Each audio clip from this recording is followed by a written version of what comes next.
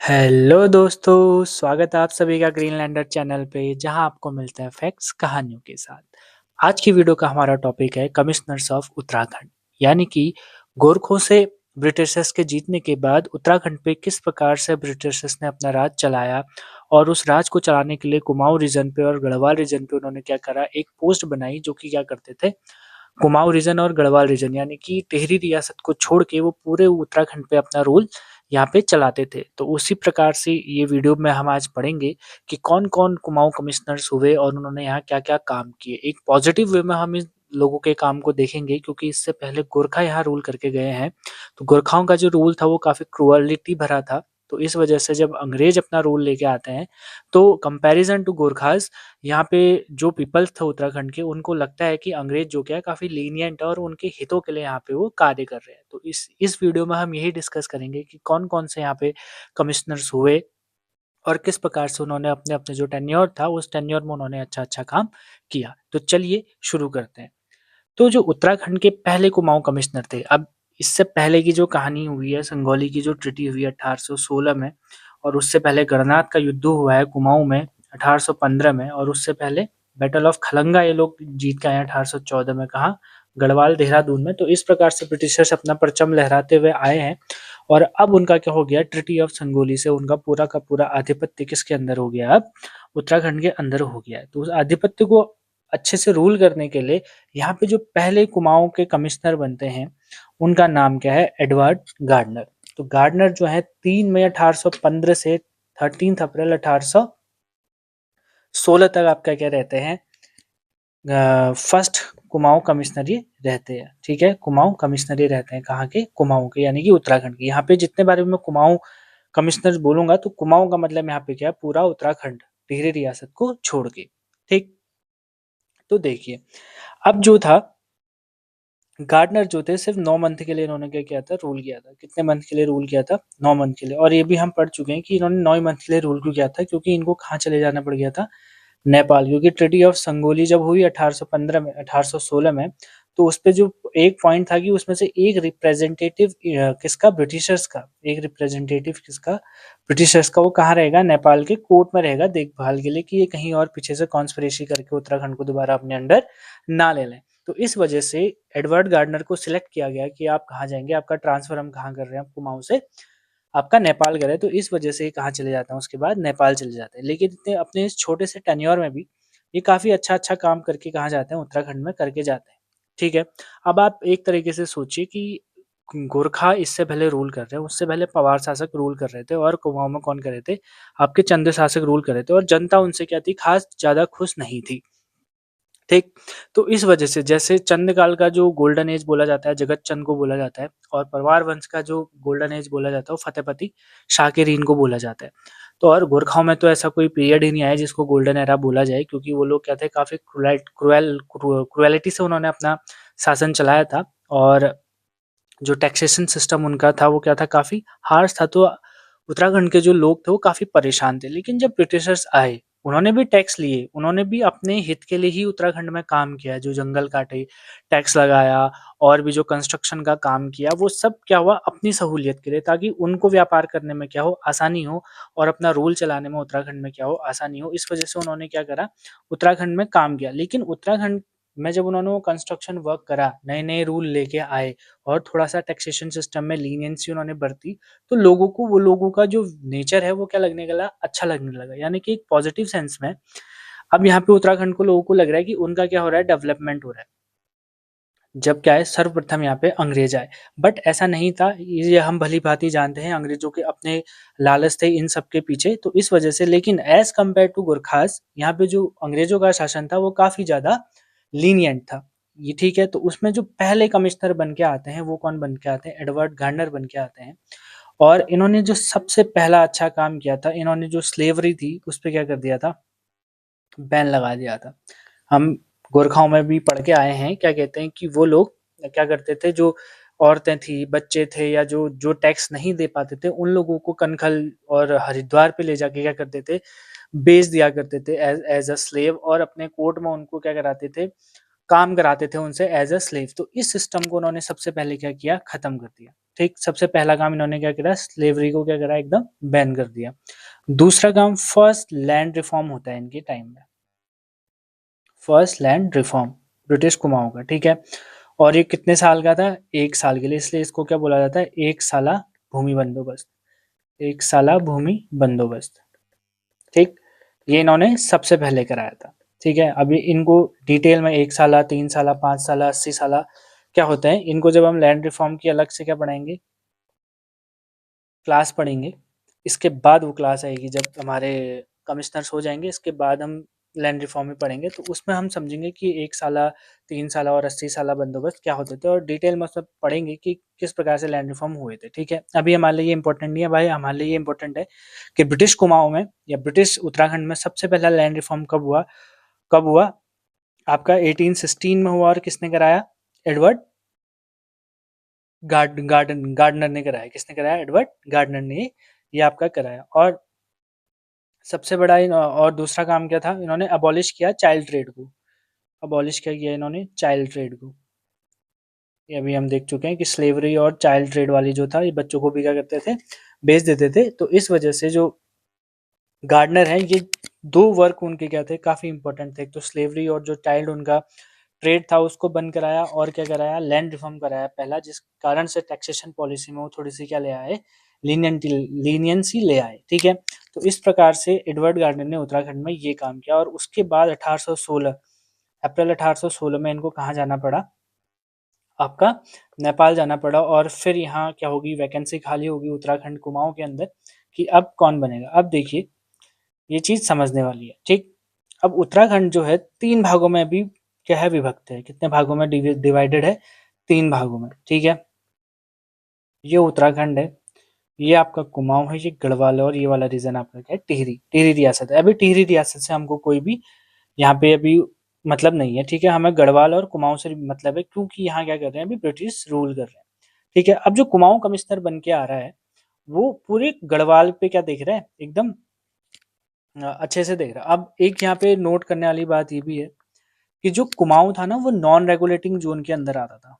किसके अंदर आता था, नॉन रेगुलेटिंग जोन के अंदर आता था, ठीक है। अब नॉन रेगुलेटिंग जोन क्या होता है, नॉन रेगुलेटिंग जोन ये है कि देखिए जैसे अंग्रेज आए हैं इंडिया में, ठीक है, पूरे इंडिया में क्या कर रहे हो, राज कर रहे हैं।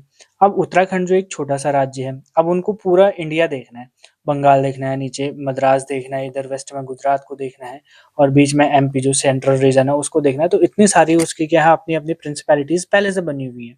तो यहाँ इतना, एक तो रिमोट इलाका उत्तराखंड है, उन दिनों अभी भी रिमोट इलाके कई हैं उत्तराखंड में, और उन दिनों के हिसाब से 19th सेंचुरी के हिसाब से और भी रिमोट इलाका था।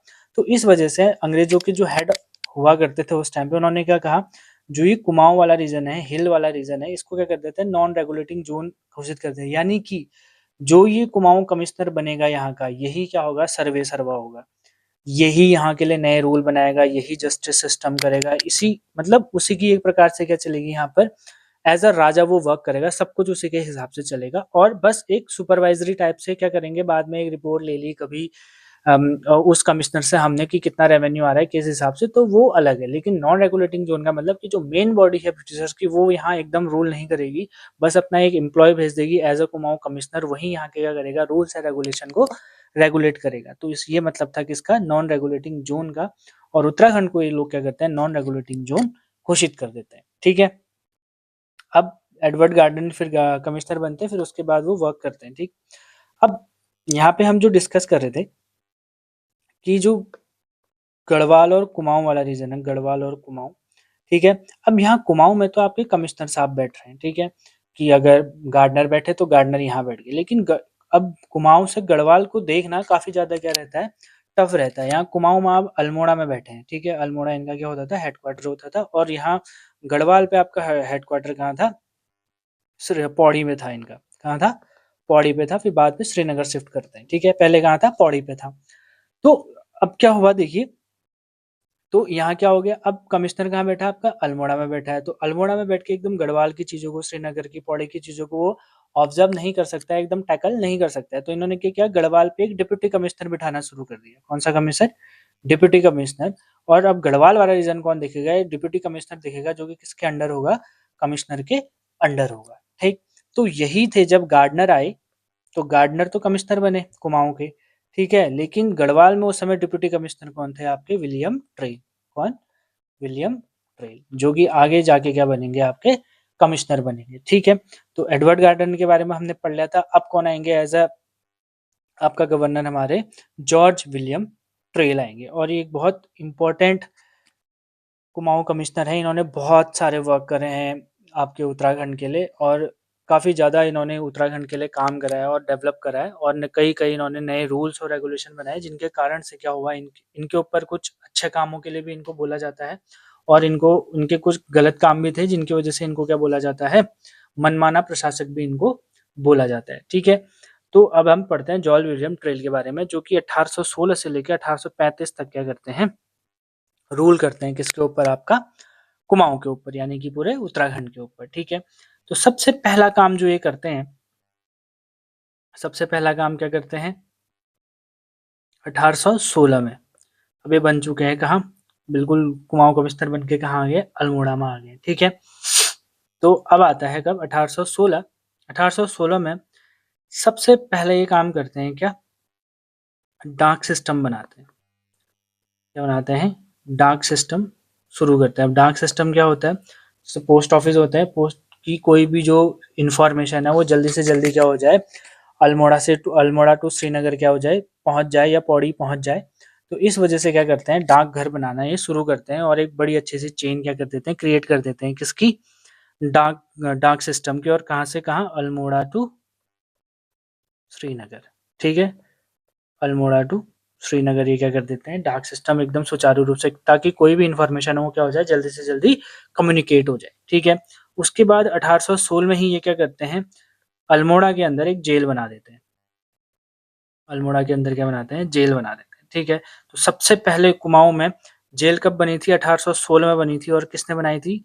जॉर्ज विलियम ट्रेल ने बनाई थी। देखिए अभी तक कोई भी पुलिस स्टेशन नहीं बना है, लेकिन जेल हमने क्या कर दिया? पहले बना दी है, ठीक है। इन्होंने क्या कर दिया? 1816 में ही क्या कर दिया? जेल यहाँ पे बना दी है। उसके बाद 1816 में ही ये क्या करते हैं? सेकंड लैंड रिफॉर्म करते हैं। क्या करते हैं? सेकंड लैंड रिफॉर्म करते हैं, और वो भी क्या होता है? 1 साल ही होता है, यानी कि हर साल के बाद उसको क्या करना पड़ेगा? रिन्यू करना पड़ेगा, ठीक है। तो 1816 के अंदर ये 3 काम करते हैं। एक तो डाक सिस्टम शुरू करते हैं अल्मोड़ा से श्रीनगर का, दूसरा अल्मोड़ा जेल बनाते हैं 1816 में, और तीसरा क्या करते हैं? सेकंड लैंड रिफॉर्म ये करवाते हैं, ठीक है। सॉरी। उसके बाद जो ईयर आएगा वो आएगा आपका 1817, ठीक। 1816 में 3 काम कराए, डाक सिस्टम कराया, जेल बनाई, और लैंड रिफॉर्म कराया। उसके बाद आता है क्या? 1800 आपका 17, ठीक है। अब 1817 में क्या क्या कराएंगे? 1817 में जो ये क्या कराते हैं? फिर से लैंड रिफॉर्म कराते हैं, क्योंकि इससे पहले वाला क्या था? 1 साल था, लेकिन ये वाला लैंड रिफॉर्म क्या था? 3 साल। कितना साल? यानी कि 3 इयर्स के लिए अब क्या था? ये वैलिड होगा, ठीक है। 3 इयर्स के लिए क्या होगा? ये वैलिड होगा। अब हर साल कराने में खर्चा भी आता है, टाइम भी लगता है, और इवैल्यूएशन भी इतने अच्छे से नहीं हो पाता है। तो इस वजह से इन्होंने क्या कर दिया फिर 1817 में उसको क्या कर दिया? 3 साल कर दिया, यानी कि 3 साल बाद अब क्या होगा? आपका लैंड रिफॉर्म वो कराएंगे, ठीक है। और 1817 में इनका मोस्ट इम्पोर्टेंट जो वर्क है वो व्याभिचारत प्रथा को क्या कर देते हैं? बंद कर देते हैं। व्याभिचार प्रथा का एंड कर देते हैं, और इस पे क्या लग देते हैं? कोई लीगल एक्शन ये शुरू करवा देते हैं, ठीक है। यानी कि अब चीट नहीं कर सकते आप मैरिज में। मतलब व्याभिचार मतलब क्या होता है? चीटिंग इन मैरिज, ठीक है। यानी कि यदि आप पहले एक शादीशुदा हैं और दूसरा फिर कोई अफेयर वगैरह आपका चल रहा है, तो ये इन्होंने क्या करा दिया था? बंद करा दिया था, और इससे कहीं ना कहीं वुमेन्स की क्या हुई थी? एक प्रकार से स्थिति अच्छी हुई थी उस टाइम पे, ठीक है। तो ये प्रथा उन्होंने क्या कराई थी? बंद कराई थी, ठीक है। ये किया था उन्होंने 1817 में। फिर जो नेक्स्ट वर्ड उनका आता है वो आता है 1819 में। कब? 1819 में इनका फिर अगला सबसे मोस्ट इम्पोर्टेंट वर्क निकल के आता है, और वो क्या आता है कि ये नियुक्त करते हैं पटवारी को। किसको? पटवारियों की क्या करते हैं? नियुक्ति। और कितने पटवारियों की नियुक्ति करते हैं ये? आपके 9। टोटल कितने पटवारी करते हैं? 9 पटवारी। और जब ये पटवारी नियुक्त करते हैं तो उसके बाद ये इनकी पोस्ट को क्या कर देते हैं? हेरिडिटरी कर देते हैं। हेरिडिटरी मतलब कि वंशानुगत कर देते हैं। क्या कर देते हैं? वंशानुगत कर देते हैं। यानी कि जैसे आप बन गए एक बार पटवारी, आपको विलियम ट्रेल जी ने पटवारी बना दिया, तो अब आपके फैमिली में जो भी फर्स्ट पर्सन होगा आपके बाद, वो क्या बनेगा? अब बनते रहेगा हेरिडिटरी में पटवारी, आपका वो बनते रहेगा। तो इस प्रकार से 1819 में इन्होंने कराई थी, पटवारियों की नियुक्ति कराई थी। और कितने पटवारी नियुक्ति किए थे? 9 पटवारी इन्होंने नियुक्त करे थे। और उनकी कैसी पोस्ट थी? वो हेरिडिटरी पोस्ट थी, यानी कि वंशानुगत वो पोस्ट थी। यानी कि एक बार आप बन गए तो उसके बाद आपके ही परिवार से पटवारी बनेगा। और ये पटवारी उस समय काफी ज्यादा क्या थे? शक्तिशाली थे। मतलब इनको पावर्स दी गई थी कि आप लैंड टैक्स लेंगे, रेवेन्यू भी आप ही लेंगे, और जो माप तोल की जो भी हिसाब किताब है, मतलब सारा जो सीए वाला वर्क होता है, जो भी टैक्स लेना है देना है जमीनों से रिलेटेड, या जो भी टैक्स आ रहे हैं, उन दिनों अनाज के थ्रू भी टैक्स दिया जाता था, तो वो सारा काम देखने का जिम्मा इनका था। ये 9 पटवारियों का था। और इन 9 पटवारियों को अलग अलग जगह, अलग अलग जो भी उस समय परगने बने हुए थे, उस समय इनको अलग अलग जगह पे क्या कर दिया था? पोस्ट कर दिया था। एक प्रकार से पुलिस का काम करते थे। सारे न्याय की व्यवस्थाएं भी, छोटे मोटे केस भी क्या करते थे? गाँव के यही लोग क्या करते थे? सॉल्व करते थे। तो 1819 में इन्होंने क्या किया? पटवारियों की नियुक्ति करी। कब? 1819 में। और किसने? विलियम ट्रेल ने। कितने? 9। ठीक है। उसके बाद जो ईयर आता है इंपॉर्टेंट, वो देखने को मिलता है हमें 1820। कौन सा? 1820। अब 1820 में पहला तो लैंड रिफॉर्म कराएंगे, क्योंकि 3 साल हो गए। उससे पहले 1870 में कराया था। अब 1820 में करा रहे हैं। वो भी कौन सा है? 3 ईयर वाला ही है, 3 साल ही ये भी है। ठीक है। उसके बाद इन्होंने क्या कर दिया ना, अब जो कोड बनाए थे, कोर्ट में ना फी लगा दी। जैसे आपका कोई केस होना है, आपको लॉयर लेना है, या कोर्ट पे आपकी पेशी है, तो उसके लिए इन्होंने क्या कर दी? फीस लगा दी। और वो फीस कितनी थी? 8 आने। कितने आने? 8 आने, यानी कि 50 पैसे, अगर आप आजकल के हिसाब से आप देखें तो। ठीक है। 8 आने इन्होंने क्या लगा दी यहाँ पे? फीस लगा दी। और उसके बाद स्टैंप में भी इन्होंने क्या कर दिया? ड्यूटी फिक्स कर दी। स्टैम्प ड्यूटी भी इन्होंने शुरू कर दी कि स्टैम्प में भी अब जो होगा ड्यूटी आपको देनी पड़ेगी। ठीक है। तो ये 2 काम इन्होंने कर दिए। अब इसको, ये 2 काम इन्होंने कर दिए। ठीक है। और 1820 का सबसे कंट्रोवर्शियल वर्क जो इनका था, जिसकी वजह से इनको क्या झेलना पड़ा? क्रिटिसिज्म झेलना पड़ा। ये तो चलो ठीक है, कोर्ट में आपने फीस लगा दी, लैंड रिफॉर्म कर दिया, और स्टैम्प ड्यूटी आपने लगा दी, कोई बात नहीं, आप अपना टैक्स लेना चाहते हैं, ठीक है, एक प्रकार से कंसिडर इसको कर सकते हैं। लेकिन जो सबसे कंट्रोवर्शियल इनका क्या रहा? दिक्कत रहा इन इन 3 चीज़ों से। चलो लैंड रिफॉर्म को अगर हम बाद में भी रख दें, साइड में भी रख दें कि चलो लैंड रिफॉर्म तो कराने हैं, लेकिन ये जो थे कोर्ट फीस और स्टैम्प ड्यूटी लगने से भी क्या होते, काफ़ी लोग इफ़ेक्ट हुए थे, उनको अच्छा नहीं लगा था ये डिसीजन। ठीक है। लेकिन जो तीसरा स्टेप इन्होंने किया, तीसरा जो डिसीजन लिया, वो क्या करा? काऊ स्लॉटर को क्या कर दिया? एकदम लीगल कर दिया। काऊ स्लॉटर को क्या कर दिया? लीगल कर दिया। यानी कि जो गौमांस होता है उसको क्या कर सकते हैं अब आप? खाए, मतलब काट सकते हैं, उसको लीगलाइज कर दिया। ठीक है। तो अब ये जो काउ स्लॉटर को लीगलाइज करा इन्होंने, ये बड़ा गांव के लोगों को क्या हुआ? उनके सहन शक्ति से बाहर चले गए, क्योंकि गांव के लोग क्या होते हैं, गाय को लेके बहुत ही ज्यादा सेंसिटिव होते हैं, उनकी सारी भावनाएं उससे जुड़ी रहती है। तो इस वजह से विलियम ट्रेल का क्या हुआ? बहुत ज्यादा क्रिटिसिज्म हुआ। और इसी क्रिटिसिज्म के कारण इनके जो रीन था उसको ट्रेल गर्दी बोला गया। कौन सा गर्दी? ट्रेल गर्दी। और इसी वजह से इन्हीं अटपटे क्या थे इनके रूल जो थे, इन्हीं की वजह से इनको क्या बोला गया कि ये तो अब किसी की सुन नहीं रहे हैं, अपने हिसाब से क्या बना रहे हैं? रूल बना रहे हैं। एक प्रकार से गुंडागर्दी है। गुंडागर्दी वर्ड यूज न करके क्या वर्ड यूज किया गया? ट्रेल गर्दी वर्ड यूज किया गया। और ये ट्रेल गर्दी वर्ड यूज सबसे पहले किसने किया था? हर्षदेव। ये क्या थे? एक ब्राह्मण थे, जिन्होंने इसका क्या किया था? ये हर्षदेव जोशी, चंदकालीन वाले नहीं, ये कोई दूसरे हैं अभी। ठीक है। हर्षदेव, इन्होंने सबसे पहले अपोज किया था इस काउ स्लॉटर वाले का, और इन्होंने ही इसको क्या बोला था? ट्रेल गर्दी बोला था।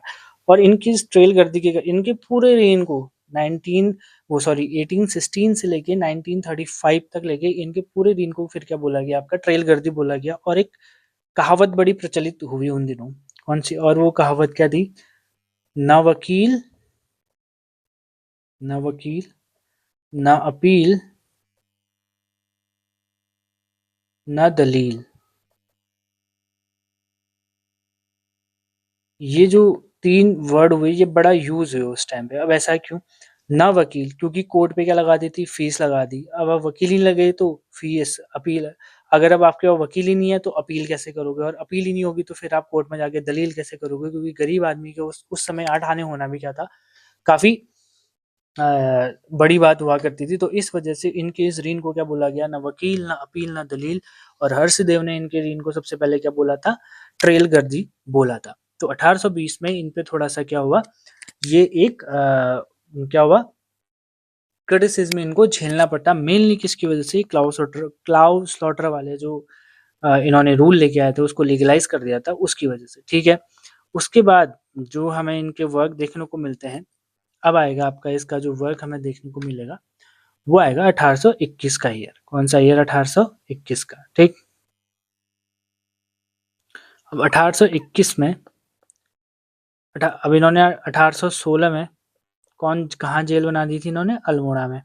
ठीक है, तो 1821 में कहाँ जेल बनाएंगे, पौड़ी में जेल बना देते हैं। कहाँ बना देते हैं, पौड़ी में जेल बना देते हैं। ठीक है, एक्चुअली इसके दो दो हमको देखने पड़ते हैं। कहीं कहीं आपको 1860 में भी देखने को मिलेगा कि पौड़ी में जेल बनी हुई है, लेकिन एक्चुअली जो अभी जिस बुक का हम रेफरेंस ले रहे हैं, किसका, अजय रावत जी का, तो उस पे जो डेट है वो कौन सी है, 1821 जो डेट दी गई है वो पौड़ी में जेल बनी हुई है। ठीक है, तो हम 1821 को ही लेंगे क्योंकि ये ऑथेंटिक बुक है, आयोग इसको मानता है।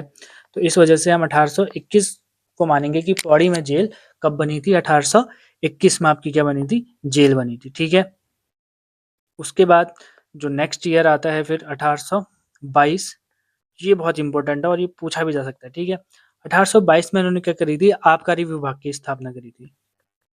आबकारी विभाग बनाया था इन्होंने। कौन सा विभाग, आबकारी विभाग, जो किससे डील करता है, हमारा लिकर से, यानी कि शराब से क्या करता है, जो डील करता है आजकल के ज़माने में भी।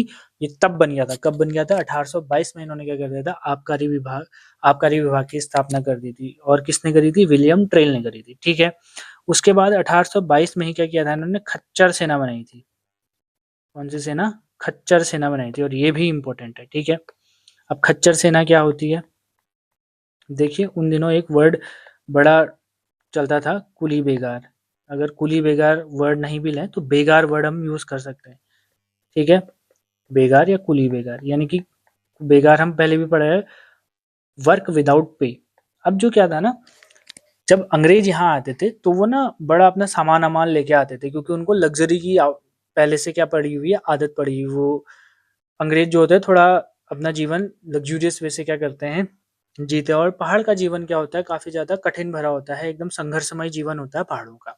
ठीक है, तो जब वो यहाँ आते थे घूमने के लिए, जैसे ट्रेल अभी क्या है यहाँ के कमिश्नर हैं, तो वो अपने रिश्तेदारों को पहाड़ घुमाने के लिए, सुंदर तो पहाड़ बहुत होता है, तो उनके रिश्तेदार या उनके दोस्त या उनके कलीग्स क्या आते थे यहाँ घूमने के लिए आते थे, तो वो अपने साथ क्या लेके आते थे, बहुत सारे भारे भारी सामान लेके आते थे।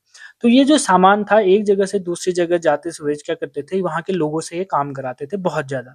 तो इस वजह से वहाँ के लोगों को इनके इतना भारी भारी सामान क्या होता था, अपनी पीठ पे लाद के ले जाना पड़ता था। बट अब बहुत सारी चढ़ाई होती है और उसके बाद कभी ढलान है, पहाड़ों के रास्ते क्या होता है, संघर्षमयी होते हैं, तो इस वजह से क्या होता था, लोगों को बड़ी परेशानी होती थी। और ये बात किसने नोटिस करी, आपकी ट्रेल ने नोटिस करी। अब देखिए पॉजिटिव वे में इस चीज को बिल्कुल भी नहीं लेना है। ठीक है, उन्होंने क्या करा, एक तो वो पहले पेमेंट नहीं दे रहे, पे नहीं कर रहे हैं उस पूरे वर्क का। ठीक है, लोगों से क्या करा रहे हैं, फ्री में काम करा रहे हैं, और कोई भी उनको इतना भारी भारी सामान उठाने का कोई भी पैसा नहीं मिल रहा है। बट ट्रेल ने इसको नोटिस किया, एक प्रकार से बड़ा जोकिश ये स्टेप मैं मानता हूँ, कि उन्होंने क्या किया, उन्होंने चलो उन्होंने रिकॉग्नाइज तो करा कि लोगों को सामान ले जाने में क्या हो रही है, दिक्कत हो रही है। तो उन्होंने क्या किया, खच्चर जो घोड़े जैसे होते हैं उनकी सेना दे दी किसको, गांव वालों को। यानी कि प्रत्येक गांव में क्या कर दिया, इन खच्चरों को बांट दिया, यानी कि एक आदमी को 2 खच्चर दे दिए, कि अब आप जब हम लोग अपना सामान लेके आएंगे तो इन खच्चरों में हमारा सामान ऊपर तक पहुंचाओगे। तो प्रॉब्लम को कंसिडर तो करा, बट उसका सॉल्यूशन कैसा निकाला, कि एकदम उनको क्या दे दिया, खच्चर दे दिया। अब पहाड़ के लोगों पे ये भी दिक्कत आ गई कि जो खच्चर दे रखे हैं उनको भी पालना है। ठीक है, तो इस प्रकार से इसका जो खच्चर सेना बनाई थी वो किसने बनाई थी, आपका ट्रेल ने बनाई थी। और कब बनाई थी, 1822 में बनाई थी। और क्यों बनाई थी, कि कुली बेगार की जो प्रथा थी उससे निपटने निपटने के लिए, तो क्या एक स्टेप आगे ले जाने के लिए, कि हमारा सामान ज्यादा ऊंचाई पहाड़ियों तक पहुंच जाए, क्योंकि लोग क्या ले रहे हैं, ज्यादा समय ले रहे हैं सामान को ऊपर पहुंचाने में। ठीक है, तो इस प्रकार से 1822 में 2 काम होते हैं, आबकारी विभाग बनता है और खच्चर सेना बनती है। ठीक है, उसके बाद आता है नेक्स्ट ईयर जो कि इम्पोर्टेंट है, वो है 1823। ठीक है, कौन सा ईयर आता है आपका, 1823। 1823। 1823 में क्या होता है, लैंड रिफॉर्म आता है। अभी 1820 में 3 साल करके आ गए हैं, अब यहाँ लैंड रिफॉर्म आएगा और ये 1823 वाले को ही क्या बोला जाता है, 80 साला बंदोबस्त। 80 साला बंदोबस्त। और ये कितने साल के लिए होता है, ये 5 ईयर के लिए अभी कर देता है, 5 साल कर देता है। कितने साल कर देता है, 5 साल। ठीक है, यानी कि 5 साल के लिए होगा। ठीक है, अब इसको 80 साला बंदोबस्त क्यों बोला, इजी है, उन दिनों हमारा शक संवत चलता था, तो विक्रम संवत चलता था, तो विक्रम संवत आपका +57 ईयर आगे चलता है। जो हमारा नॉर्मल कैलेंडर है उससे कितना आगे चलता है विक्रम संवत, 57 ईयर आगे चलता है। अभी भी कभी हम अपने गांव घरों में जब वो देखते हैं अपना जो राशि भविष्य होता है या कुंडली होती है, वो हमेशा अभी भी हम शक संवत विक्रम संवत के हिसाब से ही, हमारे जो हिंदू धर्म से रिलेटेड जितने भी कैलेंडर है वो शक संवत या विक्रम संवत पे ही चलते हैं।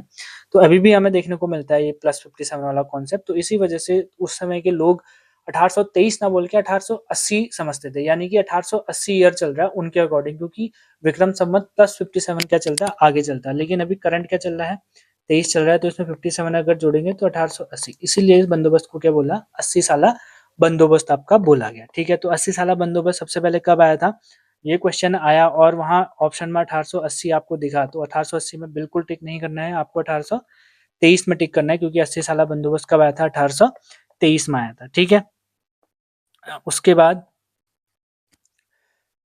सॉरी, उसके बाद इन्होंने क्या था, 1823 में ही क्या किया था, कुमाऊं रीजन को, हाँ कुमाऊं रीजन को, गढ़वाल रीजन को नहीं, कुमाऊं को 26 परगनों में बांट दिया। कितने परगनों में बांट दिया, 26 परगनों में बांट दिया। ठीक है, देखिए 1819 में इन्होंने क्या किया, 9 पटवारी बनाए हैं। ठीक है, और उसको पूरे गढ़वाल प्लस कुमाऊं में उनको क्या किया है, स्प्रेड किया है। लेकिन अपना कहाँ बैठे हैं, कुमाऊं में बैठे हैं, तो कुमाऊं वैसे भी बड़ा है। ठीक है, गढ़वाल तो है ही बहुत बड़ा, लेकिन कुमाऊं में भी एक सिंगल आदमी का इतने बड़े बड़े रीजन तक क्या करना, ऐसे होल्ड बनाए रखना क्या है, टफ है। मतलब टैक्स लेना या जितने भी वर्क होता है एडमिनिस्ट्रेटिव से रिलेटेड, उनको एकदम सुचारू रूप से चलाना क्या है, टफ है। तो उन्होंने क्या कर दिया, 26 परगनों में उन्होंने क्या कर दिया, बांट दिया। अब इन परगनों में उन्होंने क्या करे, अपने अपने प्रधान बनाए, या जमींदारी सिस्टम उस समय होता था, जमींदार बनाए, तो उस हिसाब से फिर वो क्या करते थे, टैक्स लेते थे। लेकिन हमारे लिए इंपॉर्टेंट फैक्ट क्या है कि कुमाऊं को 26 परगनों में किसने बांटा, विलियम ट्रेल ने बांधा। और कब बांधा, 1823 में बांधा। ठीक है, उसके बाद आता है आपका अगला ईयर, जो कि है 1824। ठीक है, 1823 इंपॉर्टेंट है क्योंकि 5 साला भूमि बंदोबस्त हुआ था, और 80 साला भी उसे बोलते हैं। और क्या किया था, आपका कुमाऊं को 26 परगनों में बांटा था। उसके बाद का जो हमारा ईयर हमें देखने को मिलता है वो 1824। 1824 में इन्होंने क्या किया था, डबल लॉक सिस्टम लेके आए थे। डबल लॉक सिस्टम, अब डबल लॉक सिस्टम क्या है, अब कुमाऊं कमिश्नर तो आप बन गए, ठीक है, लेकिन जो ट्रेजरी होती है उस पे आपका कोई भी क्या नहीं है, रोल नहीं है। वो ट्रेजरार के पास ही उसकी क्या है, चाबी, यानी कि जो भी खजाना है, जो भी पैसा है, उस पे किसका हक है, बिना ट्रेजर के कुमाऊं कमिश्नर उसको खोल ही नहीं सकता। तो कुमाऊं कमिश्नर को ये हुआ, विलियम ट्रेल को ये लगा यार कभी ये पूरा पैसा लेके भाग गया तो इस वजह से उन्होंने क्या किया कि अब डबल लॉक सिस्टम होगा, यानी कि ताला एक ही होगा। क्या, ताला तो एक ही होगा, लेकिन चाबियां कितनी होंगी आपकी, दो दो होंगी। तो एक कुमाऊं कमिश्नर के पास, एक ट्रेजरार के पास, तो ये दो, इसलिए वो क्या लेके आए थे, डबल लॉक सिस्टम लेके आए थे। और 1824 में ही रवई वाला क्षेत्र जो है उधर गढ़वाल में, टिहरी वाले में, टिहरी में पड़ता है रवई आपका, तो वो वाला किसको दे दिया उसने, सुदर्शन शाह को दे दिया। बॉर्डर इलाका है वैसे। ठीक है, रवई जो है 3 डिस्ट्रिक्ट का बॉर्डर है, एक तो यहाँ से देहरादून, उत्तरकाशी और आपका पौड़ी का। ठीक है, तो इस वजह से रवई वाला क्षेत्र, टिहरी का, सॉरी पौड़ी नहीं, टिहरी का। ठीक है, टिहरी का, तो रवाई वाला क्षेत्र 1824 में किसको दे दिया, सुदर्शन शाह को दे दिया। ये हम टिहरी रियासत में पढ़ के आ चुके हैं कि सुदर्शन शाह कौन थे, फिर टिहरी रियासत में क्या क्या हुआ। ठीक है, बस अभी हमारे लिए इंपॉर्टेंट ये है कि 1824 में जो रवाई वाला इलाका है वो किसके अंडर आ गया, सुदर्शन शाह के अंडर आ गया। ठीक है, उसके बाद सॉरी, अगला जो हमको देखने को मिलता है आपका ईयर, इंपॉर्टेंट ईयर, वो आपका है, वो आपका है 1826।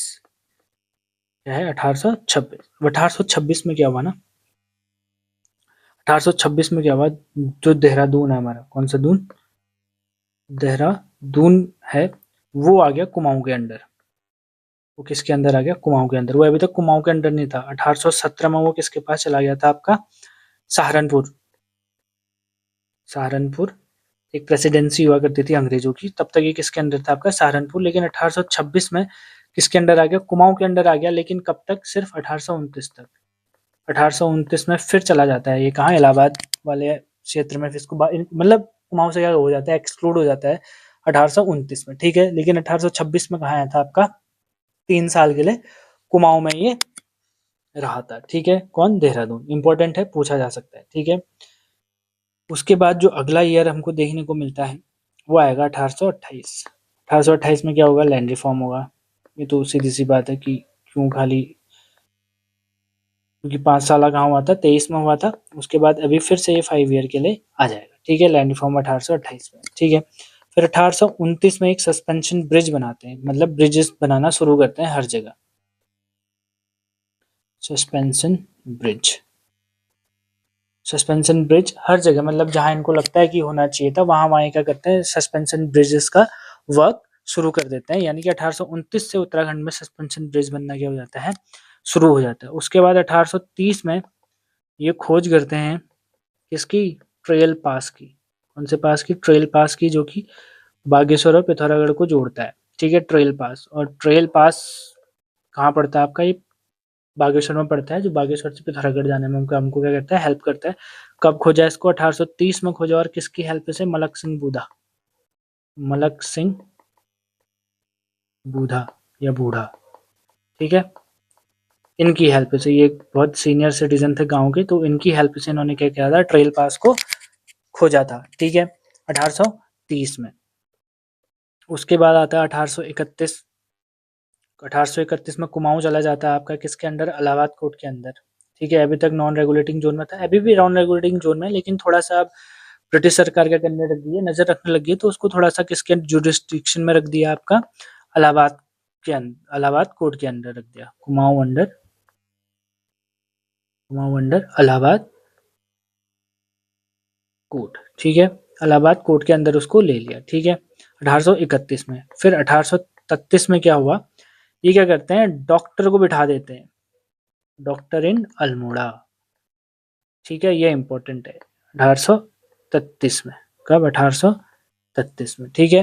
ये डॉक्टर की पोस्टिंग कर देते हैं कहाँ, आपका अल्मोड़ा में। वैसे भी गांव में पहले वैद्य हुआ करते थे, तो उनके ही तर्ज पे ये क्या करते हैं, एक डॉक्टर को कहाँ भी बिठा देते हैं, आपका अल्मोड़ा में भी क्या कर देते हैं, बिठा देते हैं, ठीक है। तो अल्मोड़ा में अब कौन भी आ गए हैं, डॉक्टर भी आ गए हैं, ठीक है। और 1833 में फिर क्या होगा, लैंड रिफॉर्म होगा, क्योंकि 1828 में। और इस वाला जो लैंड रिफॉर्म होता है ये 8 साल होता है, कितना साल, 8 साल, यानी कि अब क्या होगा, 8 ईयर्स के लिए, कितने ईयर्स के लिए, 8 ईयर्स के लिए, ठीक है। उसके बाद आता है 1834, और 1834 इंपॉर्टेंट है, क्योंकि इन्होंने क्या किया था, हल्द्वानी को स्टैब्लिश किया था। हल्द्वानी शहर नैनीताल डिस्ट्रिक्ट में जो है, हल्द्वानी सिटी कहाँ पड़ती है आपका, नैनीताल डिस्ट्रिक्ट में, नैनीताल डिस्ट्रिक्ट में इसको स्टैब्लिश किया था किसने, आपका जॉर्ज विलियम ट्रेल ने। और यहीं अपने रहने के लिए उसने इसी हल्द्वानी सिटी में खाम का बंगला बनाया था अपने लिए। उस बंगले का नाम क्या था, खाम का बंगला उसको बोला जाता था, ठीक है। खाम का बंगला बनाया था 1834 में, कहाँ, हल्द्वानी, हल्द्वानी में, ठीक है।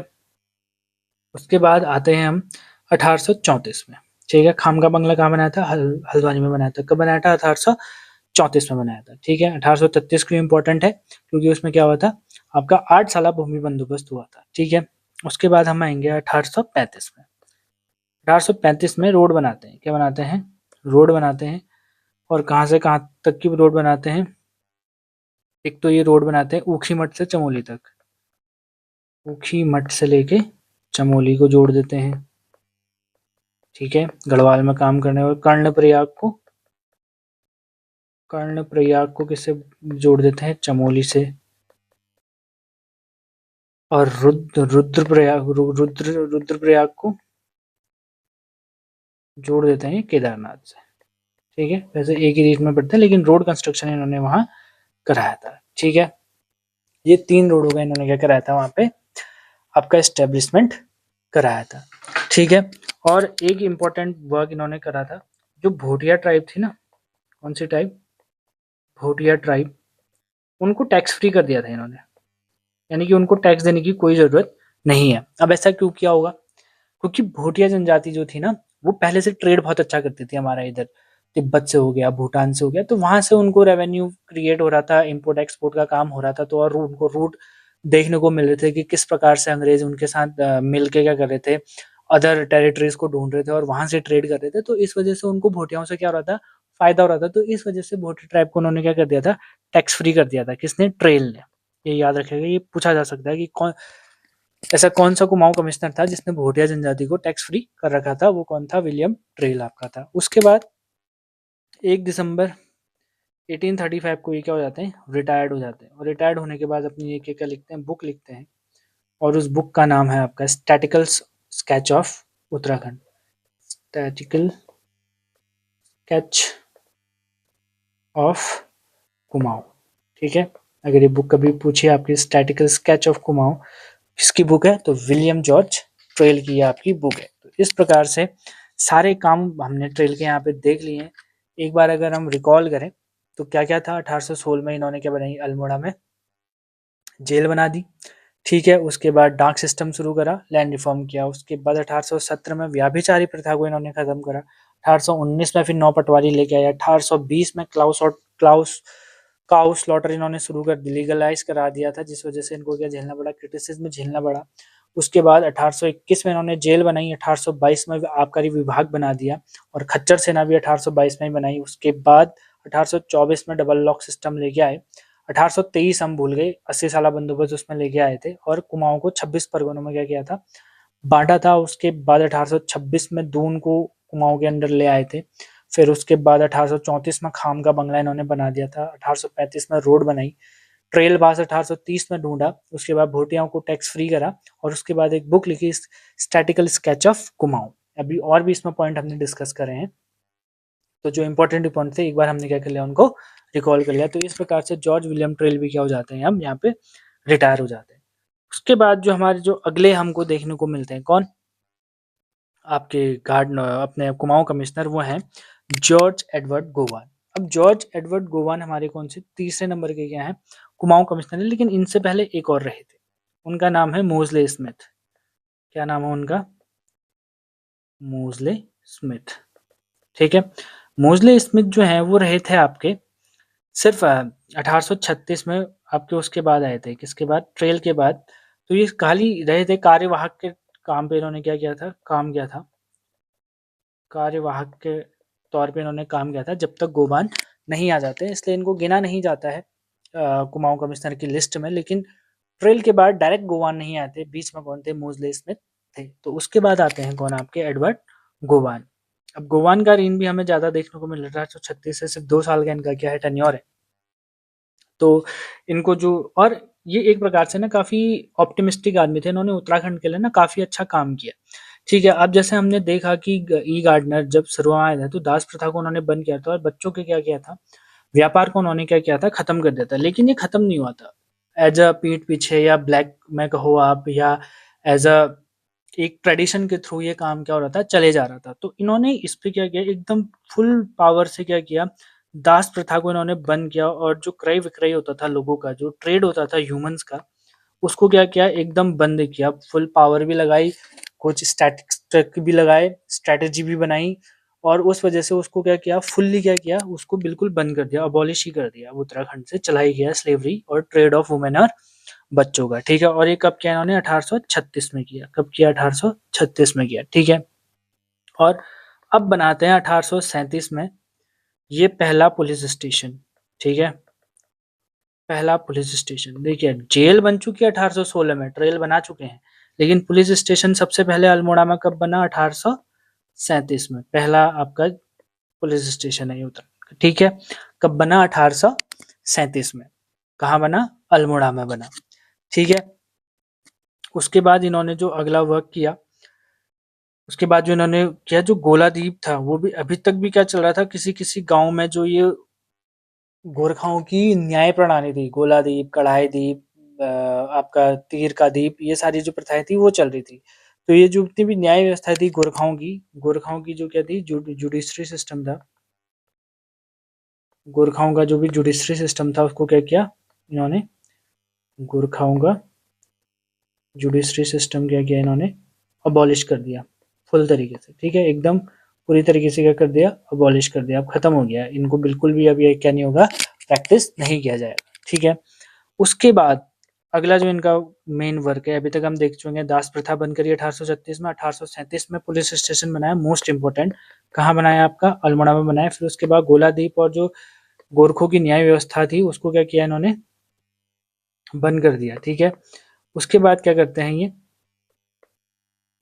उसके बाद जो ये सबसे इम्पोर्टेंट काम इनका है, ये एक नई पोस्ट का क्रिएशन करते हैं। ये क्या करते हैं, एक नई पोस्ट का क्रिएशन करते हैं। देखिए अभी तक जो पोस्ट का जो हायरार्की था ना, वो किस हिसाब से चल रहा था, देखो सबसे ऊपर कुमाऊं कमिश्नर है, ठीक है। उसके बाद डिप्टी कमिश्नर बैठा है, ठीक है, ऐसे देखते हैं, कुमाऊं कमिश्नर, फिर डिप्टी कमिश्नर गढ़वाल में बैठा है, ठीक है। फिर मजिस्ट्रेट, जो इलाहाबाद कोर्ट के अंदर हमने आ गया कहा, वो मजिस्ट्रेट, ठीक है। उसके बाद आपके बैठे हैं कौन, तहसीलदार, तहसीलदार। फिर आपके हैं कानून गो, कानून गो। उसके बाद आपके हैं पटवारी, पटवारी। और देन है आपके कौन, प्रधान गांव के, ठीक है। यानी कि ये हायरार्की अभी तक चल रही है। लेकिन गोवान क्या करते हैं, एक नई पोस्ट क्या कर देते हैं, ये ऐड कर देते हैं, और किसके बीच में लेके आते हैं, अंडर कानून गो, यानी कि पटवारी से पहले ये एक पोस्ट और ले आते हैं, ठीक है। पटवारी से पहले ये एक पोस्ट और ले आते हैं, और वो पोस्ट किसकी होती है, आमीन की, किसकी, आमीन की। अब पटवारी क्या कर रहा है, ये भी रेवेन्यू का काम कर रहा है, ये इसको इसको क्या करेगा, हेल्प करेगा, कानून को इसके काम को ओवरव्यू करेगा, ये इसके काम को, फिर इस तरीके से इनका क्या चल रहा है, पूरा हायरार्की चल रही है। तो इन्होंने एक नई पोस्ट का क्या किया था, इजाद किया था, जिसका नाम क्या था, आमीन, जो कि क्या करता था, पटवारी के दिए हुए काम को क्या करता था, एक प्रकार से ऑडिट करता था, ठीक है। अब ऑडिट से याद आया, देखिए अब ये इतने अच्छे अच्छे काम कर रहे हैं, दास प्रथा रोक रहे हैं, नई नई पोस्ट लेके आ रहे हैं, उसके बाद जेल बना रहे हैं, लोगों की सहायता कर रहे हैं। तो अब इतना अच्छा अच्छा काम कर रहे हैं, तो क्या होता है ना, जो अच्छा काम करते हैं उनके लिए फिर कॉन्स्पिरेसी होना शुरू हो जाती है। तो इनकी किसी ने शिकायत कर दी कि ये क्या हो रहे हैं, और हाँ, ये क्या थे ना, ये क्या कर रहे थे, कंस्ट्रक्शन वर्क भी काफ़ी अच्छे से कर रहे थे, यानी कि रोड रोड जो ट्रेल छोड़ के गए थे, जैसे उन्होंने केदारनाथ, ऊखीमठ और चमोली की रोड बनाई थी, हमने यहाँ पे देखा था, यहाँ पे बनाई थी। तो एक तो ट्रेल पे क्या लगता है, क्लाउस और स्लॉटर का हमको देखने को मिलता है कि यहाँ पे क्या लगता है इनको, एक कलंक इनके उस पे लगता है। तो ठीक उसी तरीके से क्या कर रहे थे, कंस्ट्रक्शन ये भी काफी ज्यादा कर रहे थे, और रिलीजियस प्लेस पे ना अच्छा अच्छा काम कर रहे थे, मंदिरों का जीर्णोद्धार कराने का काम कर रहे थे। कौन, आपका एडवर्ड गोवन, ठीक है। तो क्या करने लग गया, अब जो ब्रिटिशर्स हैं वो क्रिश्चियनिटी को मानते हैं, ठीक है। अब गोवान जो है वो मंदिरों का जीर्णोद्धार कर रहे हैं, यहाँ जितने भी केदारनाथ, बद्रीनाथ, जिन छोटे मोटे मंदिर जितने भी हमको देखने को मिलते हैं, जो उनकी विसिनिटी में होंगे, जैसे बड़े बड़े मंदिर हमारे बद्रीनाथ, केदारनाथ, आपके गंगोत्री, यमुनोत्री हैं, मधमहेश्वर, तुंगनाथ, इतने लेवल पे तो नहीं, लेकिन जो उनकी विसिनिटी पे जितने भी मंदिर थे, जैसे नैनीताल में कई मंदिर हमें देखने को मिलते हैं, नैना देवी का मंदिर है, इधर उधर हमें सारे मंदिर देखने को मिलते हैं। तो इस वजह से क्या हुआ, वो उनका जीर्णोद्धार कराने लगे। ये एज ए एग्जाम्पल सोचिए कि आपकी विसिनिटी में बहुत सारे मंदिर हैं, और आप उनका क्या कर रहे हैं, जीर्णोद्धार कर रहे हैं। तो ये चीज उन ब्रिटिशर्स को पसंद नहीं आई, ठीक है। ये चीज किसको पसंद नहीं आई, ब्रिटिशर्स को पसंद नहीं आई, कि उन्होंने कहा कि आप क्रिश्चियन होने के बाद हिंदू मंदिरों का क्यों कर रहे हैं जीर्णोद्धार। तो उसकी वजह से क्या हुआ, इन पे एक ऑडिट बैठ गई, यानी कि इंस्पेक्शन होना शुरू हो गया इनके काम का। और इस ऑडिट में क्या हुए, ये इनका रिजल्ट निकला, क्या कहते हैं कि अंडर अ कॉन्स्पिरेसी, इनके खिलाफ कॉन्स्पिरेसी करी गई कि इनको निकालना है। तो कुछ ऐसा ऑडिट करके एक केस या रिपोर्ट निकाली कि ये क्या कर रहे हैं, जो कुमाऊं रीजन का जो रेवेन्यू आ रहा है वो अच्छे से उसका यूटिलाइज नहीं कर रहे, तो इनको इनकी पोस्ट से क्या कर दो, हटा दो। तो इनको क्या कर देते हैं, 3 सितंबर 1829 को इनकी पोस्ट से निकाल देते हैं। और फिर उसके बाद जो हमारे अगले कमिश्नर हमको देखने को मिलते हैं, वो कौन देखने को मिलते हैं, जॉर्ज थॉमस लूशिंगटन, ठीक है। कौन देखने को मिलता है, जॉर्ज थॉमस लूशिंगटन, ठीक है। अब लूशिंगटन सबसे पहले क्या करता है, इंडिपेंडेंट आपका जो कमिश्नरी है उससे बाहर, देखिए 1839 में क्या हो जाता है, कुमाऊं कमिश्नरी इंडिपेंडेंट हो जाती है, कुमाऊं कमिश्नरी इंडिपेंडेंट हो जाती है। अरे भैया किससे इंडिपेंडेंट हो जाती है, पहले से ही तो इंडिपेंडेंट है, एक तो नॉन रेगुलेटिंग जोन है, यहाँ का जो कमिश्नर होगा वो सर्वोपरि है, यहाँ का अपने रूल रेगुलेशन लगा रहे थे। तो किससे इंडिपेंडेंस हमको मिली है? देखिए ऐसा नहीं था। जब नॉन रेगुलेटिंग जोन आया था, और अभी हम देख के आए हैं कि इलाहाबाद कोर्ट के अंदर हम कब आए थे? 1831 में आपके इलाहाबाद कोर्ट के अंदर आ गए थे। और नॉन रेगुलेटिंग जोन के होने के बाद भी जुडिशरी हमारे ऊपर बैठ रही है, लेकिन वो जुडिशरी भी तो किसी बोर्ड के अंदर होगी, और वो बोर्ड किसका था? Board of Farrukhabad. Board of Farrukhabad. Farrukhabad. तो अल्टीमेटली कुमाऊं कमिश्नरी किसके अंदर आएगी? बोर्ड ऑफ फारूकाबादी के अंदर आएगी। लेकिन 1839 में ट्रेल के वर्क और गोबान के वर्क की वजह से क्या किया? फारूकाबाद बोर्ड को लगा कि नहीं, अब ये लोग क्या करेंगे, आराम से देख सकते हैं, तो उसको क्या कर दिया? कुमाऊं कमिश्नरी को इंडिपेंडेंट कर दिया खुद से, कि आप जाओ, अब रहने दो। तो अल्मोड़ा में, मतलब कुमाऊं कमिश्नरी क्या होगी? अल्मोड़ा में अपना हेडक्वार्टर बना लिया उन्होंने, और वहाँ वो फिक्स रूप से क्या करेगी? हेडक्वार्टर से अपना, मतलब अपना एक कैपिटल टाइप बना लिया कुमाऊं कमिश्नरी ने कहा अल्मोड़ा में, वहीं से क्या करेगी? इंडिपेंडेंटली अपना सारा काम कराएगी। ठीक है। उसके बाद एक स्कूल खोलते हैं 1939 में ही, और वो है Hudson school of Srinagar. Huddle sorry Huddleston school of Srinagar. ठीक है, श्रीनगर पे कौन सा स्कूल खोलते हैं? हडल्सन स्कूल खोलते हैं कब? 1839 में। उसके बाद 1840 में एक्चुअली आई थिंक मैंने जब गार्डनर पढ़ाया था आपको, तो मैंने शायद पहले इनकी कैपिटल आपको कहाँ बता दी थी? पौड़ी बता दी थी। पौड़ी नहीं, इनकी पहले कैपिटल कहाँ थी? श्रीनगर। यानी कि 1815 से ही, 1816 से 1815 से कैपिटल क्या है? श्रीनगर है। ठीक है। तो 1840 में जो आपके कौन कौन है? थॉमस लुक्सिंगटन है, वो श्रीनगर से पौड़ी कर देते हैं आपका क्या? शिफ्ट किसको? कैपिटल को या हेडक्वार्टर को। ठीक है, वहां शिफ्ट कर देते हैं अपना हेडक्वार्टर। ठीक है। अब ऐसा क्यों किया होगा उन्होंने? श्रीनगर से पौड़ी क्यों शिफ्ट किया होगा? देखो श्रीनगर क्या है ना, थोड़ा वैली वाला रीजन है, वहाँ गर्मी बहुत होती है, और जो ब्रिटिशर्स हैं वो यूरोप में रह रहे हैं, यूरोप में ठंडा होता है, तो उनको गर्मी कम पसंद आती है। तो इस वजह से पौड़ी क्या है? ठंडा वाला इलाका है। सेम अभी यहाँ भी करेंगे। अल्मोड़ा तो वैसे भी ठंडा है, लेकिन जब नैनीताल की खोज हो जाएगी तो ये नैनीताल शिफ्ट कर देता है अपना हेडक्वार्टर। तो सेम अभी यहाँ भी करेंगे, लेकिन अभी कब कर रहे हैं? 1840 में श्रीनगर टू पौड़ी कर लिया ड्यू टू क्लाइमेट। ठीक है, सिर्फ ठंड की वजह से, क्योंकि उनको ठंडा पसंद था। ठीक है। उसके बाद 1983 हमको देखने को मिलता है 1840 के बाद। ठीक है, 1840 सॉरी 1843 में क्या करते हैं? नगर पालिका बना देते हैं। किसको? आपका नैनीताल को। अब नैनीताल तो अभी तक सीन में ही नहीं आया, तो नगर पालिका कैसे बना दिया? ठीक है। ठीक है।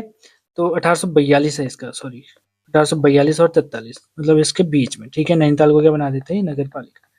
अब देखिए, अभी तक हमने बोला कि लोशिंग गठन क्या कर रहे हैं? आपका कुमाऊं कमिश्नर है। कौन है कुमाऊं कमिश्नर? आपके लोशिंग गठन भाई साहब हैं। लेकिन गढ़वाल पे जो इनके सहायक हैं वो कौन है? पी बैरन। कौन है? पी बैरन। अब पी बैरन को क्या करना था? एक वो थे क्या, सॉरी पी बैरन इनके क्या थे? रेवेन्यू ऑफिसर थे। ये क्या नहीं थे आपके? वो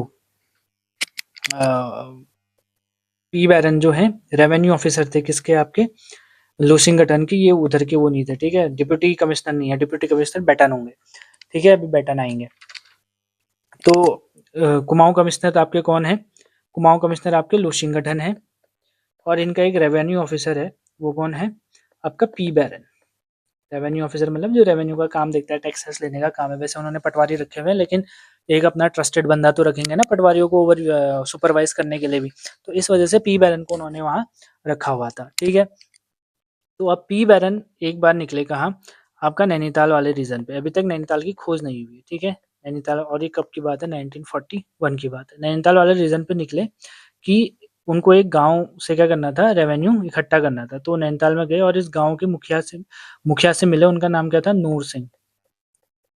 क्या था? नूर सिंह। नूर सिंह या नर सिंह, इनका नाम हमको देखने को मिलता है। ठीक है, इनको मिले, तो इनके साथ मिलके ये एक पहाड़, मतलब इनको नूर सिंह के गांव से तो उन्होंने टैक्स ले लिया, और भी छोटे मोटे गांव थे, तो उन्होंने कहा नूर सिंह से कि जो ये जंगल है बीच में, अब उन दिनों तो रोड कुछ थी नहीं, तो जंगल ही थे, तो जंगल पार करके जाने होते थे। तो उन्होंने कहा कि कोई शॉर्टकट रास्ता है जहाँ से इन गाँव में क्या हो सके, हम जल्दी पहुँच सकें। नूर सिंह से किसने कहा? पी बैरन ने कहा। ठीक है, पी बैरन ने किससे कहा? नूर सिंह से कहा कि जो ये गाँव दिख रहे हैं दूर, इनको पार करने के लिए कोई रास्ता नहीं है शॉर्टकट, ताकि हम इस गाँव से इस गाँव जल्दी पहुँच जाए। तो नूर सिंह ने कहा, है साहब, ये पहाड़ी को हमको क्या करना पड़ेगा? पार करना पड़ेगा। अब जैसे ही नूर सिंह और ये इस पहाड़ी के ऊपर पहुंचे, तो यहाँ से इनको दिखती है नैनीताल। किसको? पी बैरन को।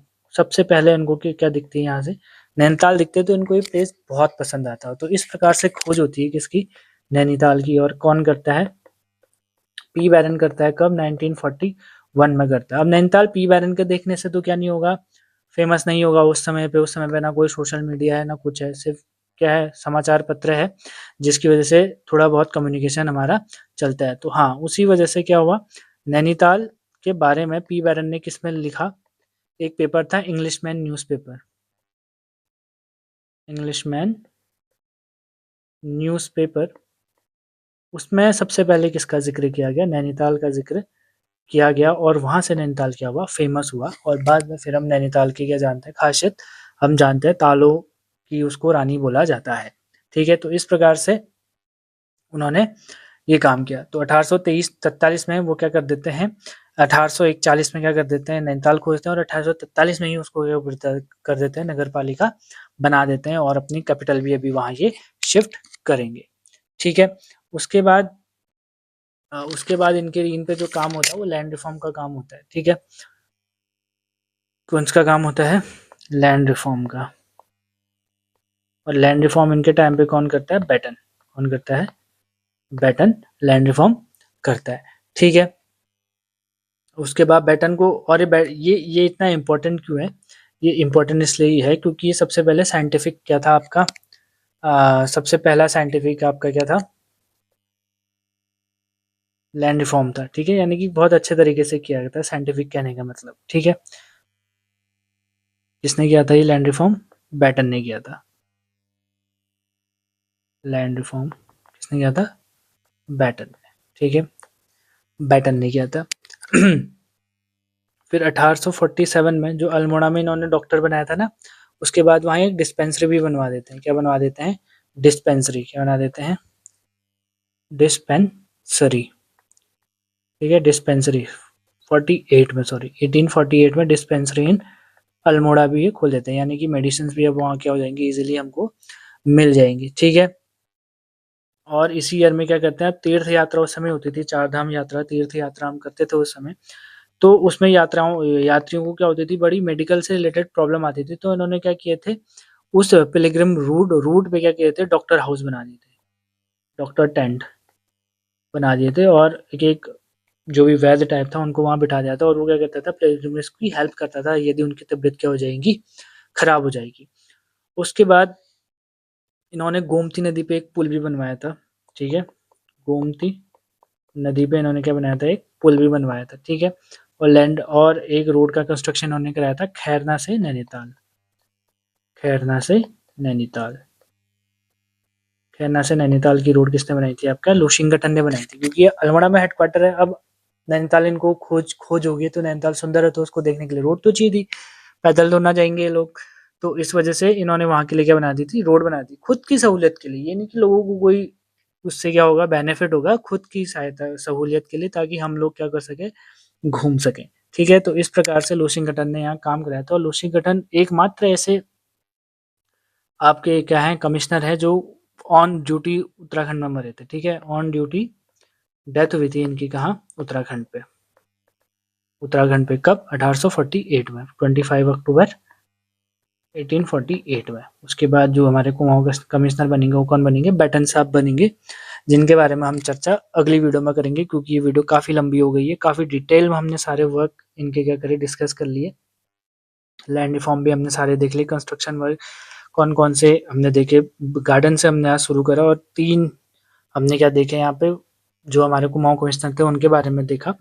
कल की वीडियो में हम बैटन से शुरू करेंगे और हेनरी रैमजे के बारे में यहाँ पे पढ़ेंगे। तो आज की वीडियो में इतना ही। यदि कोई त्रुटि हो गई है तो उसके लिए हम क्षमा प्रार्थी हैं, और आपको यदि कोई भी डाउट हो तो आप कमेंट सेक्शन में बेझिझक पूछ सकते हैं।